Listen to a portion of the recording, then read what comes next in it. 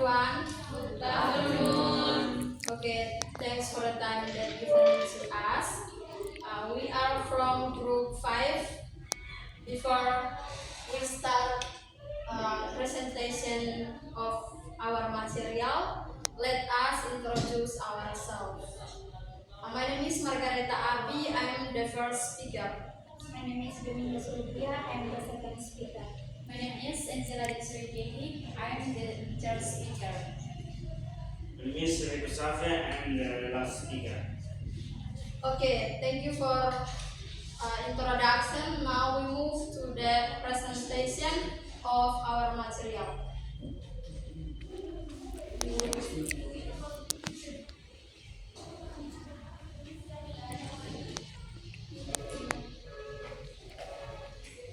Okay, the part 1 is figurative language. Figurative language involves the use of words or phrases that carry figurative meanings rather than their literal meanings. For example, of figurative language, another battle has been brewing. The type of this example is metaphor or idiom. So literal meaning is another battle is being cooked, which doesn't make sense literally. And figurative meanings, this sentence is not actually about a real word or cooking something. And the phrase is used to describe that a new social conflict or tension is gradually emerging or developing. For example, the growing tension between local residents and the university. Okay, next, now we move to the how to distinguish between figurative language and literal language. And the first is distinguishing figurative from literal language. The meaning in language is not always clear and singular. Therefore, in psycholinguistics and communication, distinguishing between literal and figurative meanings require an understanding of context, culture, and the way both the speaker and the listener think. And the second one is traditional theories and empirical results. It states that to understanding figurative meanings, that the listener must first comprehend the literal meanings, then reject it, and finally infer the figurative meaning based on context and the cooperative principles of communication. Okay, next, new models and findings. New models such as the graded silence hypothesis emphasize the important role of context and familiarity in understanding figurative language. The most silent meaning is processed first, whether literal or figurative, depending on the situation, rather than always prioritizing the literal meaning as suggested by traditional theories. And indeterminacy of figurative meaning and processing. Many studies show that figurative expressions such as idioms, metaphors, and irony do not merely convey basic meaning, but also imply additional information such as emotions, causes, and the speaker's intentions.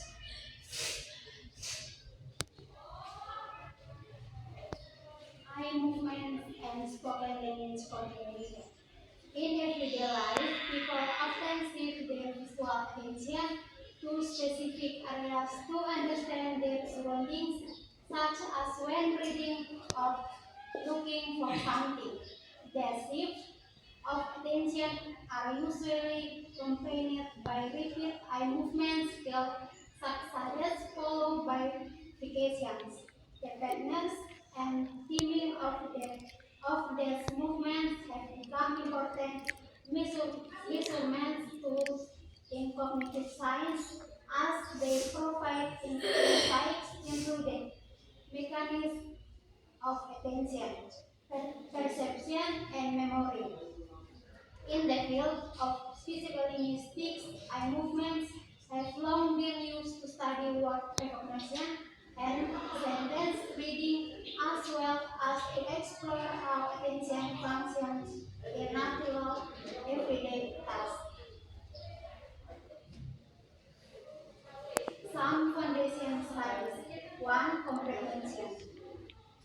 This use of eye movements as a tool for studying spoken language comprehension was pioneered by Roger Cooper in a remarkable article, presciently titled The Control of Identification by the Meaning of Spoken Language, a new methodology for the real-time investigation of speech, perceptual memory, and language processing. Production to studies lay the foundation for using eye movements to study language production, measure, sliding, and level.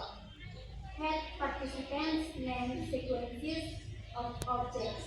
I guess was like coordinate with the speech. Comparing visual word and eye movements reading. Processing word versus representational methods. Processing word versus representational methods.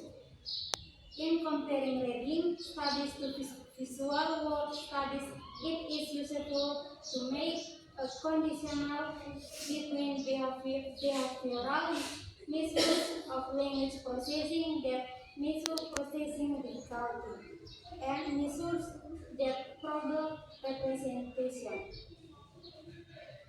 Lexical ambiguity. In a well-known series of studies, Rainer and colleagues, for example, Duffy, Morris, and Rainer, have examined whether multiple senses of homographs such as bang, bell, and pop are accessed during reading, and if so, what are the effects of prior contact and the frequency with each sense is used. Syntactic ambiguity. Beginning with the Francis article by Francis and Rainer, eye-tracking in reading has been the response of choice for psycholinguistic interest in syntactic processing. Effects of display. Spoken word recognition. In the Alopena et al. Paradigm, the potential responses on each trial is limited to 4 picture items. Implicit meaning.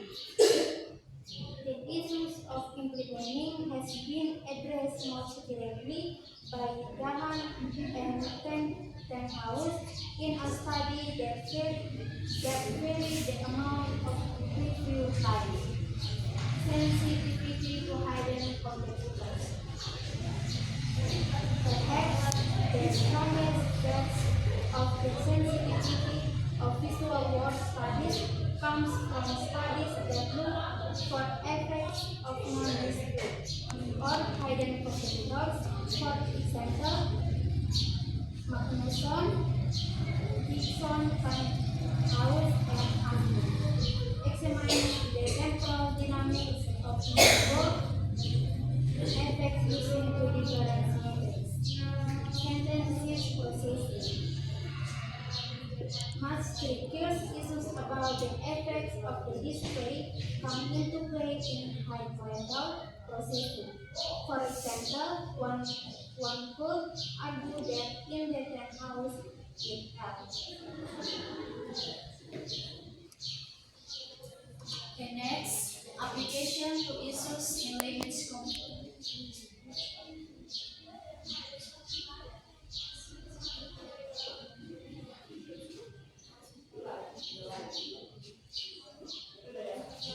Okay, developing of comprehension abilities. Research on the development of language comprehension in children has shown that eye movement during listening can be used to measure real-time language processing. Children as young as 24 months can immediately direct their gaze to a named object, indicating that they understand the word. Research has also shown that children consider multiple possible meanings when processing sentences much like adults. Future researchers using eye tracking to understand how children comprehend ambiguous sentences has shown that 5 years old are more likely to misunderstand structurally ambiguous sentences.